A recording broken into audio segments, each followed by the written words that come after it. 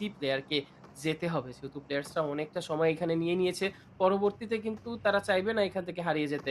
এর মাঝে অ্যালবাকে দেখতে পাচ্ছি তারা কিন্তু থান্ডার টকের সাথে ফাইটটা নিয়েছিল। ফাইটের মধ্যে হয়তো অ্যালবা একদম একা পড়ে যায় যার কারণে নক ফিনিশ হতে হয়েছে। এ পর্যায়ে ফাইটটা হয়ে যাচ্ছে এরিনার সাথে কারা, কারা পুজার অ্যান্ড কারা মার্সো তারা মিলে কিন্তু দেখার চেষ্টা করে যাচ্ছে। সেখানে মার্সো রয়েছে শটগান হাতে ইউটিলিটি ইউজ করতে চায় তার টিমমেট। ইউটিলিটির এখানে ভালো একটা ব্যবহার হতে পারে। বাট সিইও অনেকটা ডিসট্যান্স এ রয়েছে যেখানে ব্যাকফিল্ড থেকে একের পর এক utility like Molotov and grenade target করে যাচ্ছে। সেই জায়গা থেকে সামনের দিকে দেখার চেষ্টা করে যাবে এখন। R8 বুঝতে পেরেছে এখানে ফাইটটা হয়ে যাচ্ছে। থার্ড পার্টির ঘ্রাণ পেতে না পেতেই তারা চলে এসেছে থার্ড পার্টি করার জন্য। অ্যান্ড এই জায়গায় নকডাউন হবে কি কোনোভাবে কারা স্পোর্টস কারা তারা তাদের জায়গায় এতটা শক্তভাবে ধরে রেখেছে তাদের বুঝে ওঠার উপায় নেই যে তারা এক্সাক্টলি কোথায় রয়েছে। সেই জায়গা থেকে এখন অ্যারিনা তারা দেখার চেষ্টা করে যাচ্ছে যে কোন জায়গা থেকে ওপেনিংটা বের করা যায়। যেহেতু তাদের কাছে জাস্ট একটি এলিমিনেশনই রয়েছে। বাকি প্লেয়ার্সরা মিলে কিন্তু আরো কিছু এলিমিনেশন গুটি, গুটি পায়ে নিতে চাইবে। বুঝতে পেরেছে রুফটপে রয়েছে প্লেয়ার।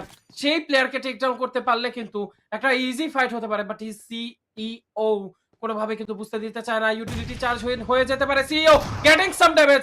হিয়ার ট্রাইনিক এখন কিন্তু বুঝতে পারবে কিনা জানি না। বাট এই জায়গায় বুঝতে পেরে গিয়েছে। হিয়ার উই ক্যান সি ট্রাইনিক গেটিং সাম এলিমিনেশন।